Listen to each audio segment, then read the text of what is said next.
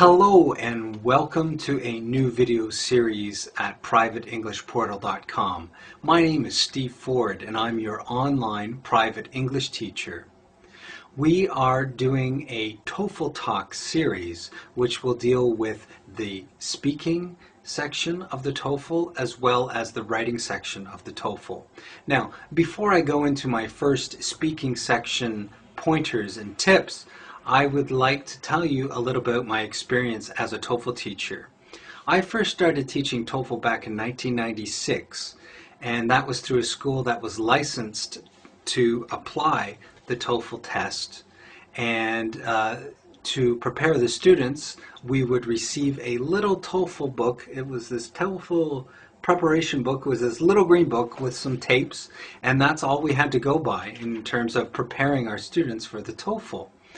And of course that has really progressed over the years, and we've seen many books that have developed as the TOEFL test has developed, from computer-based test to internet-based test.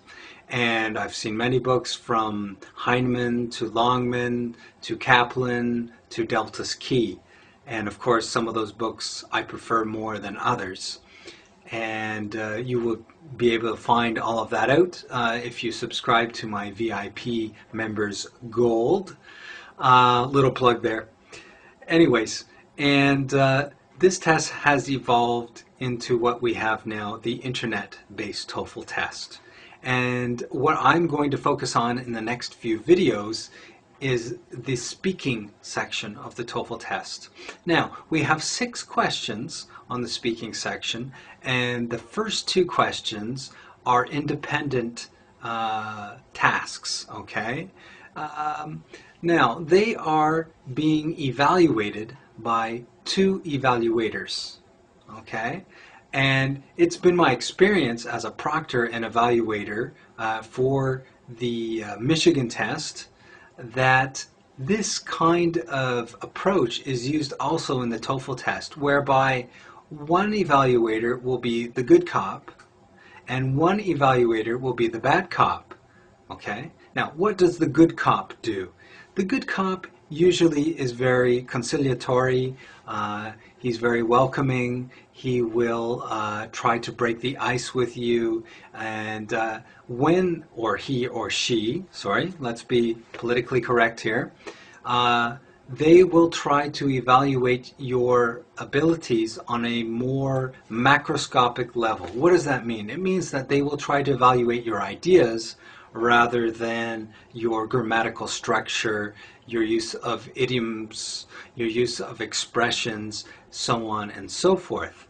And that is kind of a segue into what I want to say about the bad cop, is that they will pay more attention to your grammatical structures, your use of lexicon, your use of transitions, your use of idioms, so on and so forth. Okay, so that's one very important piece of information to focus on when you're doing that oral evaluation online, okay, is to know exactly who is evaluating you, okay? Now, my second piece of information in this TOEFL Talk video is about state and support your opinion, okay? Now, one very effective way to state and support your opinion is to try and use euphemisms and to be politically correct wherever you can, okay, and whenever you can, okay?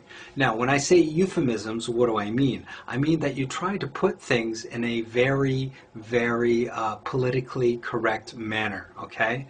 And I can give you some examples. For example, mentally retarded, we would no longer say, we would say mentally challenged, okay? Or we would no longer say mailman, we would say letter carrier, all right?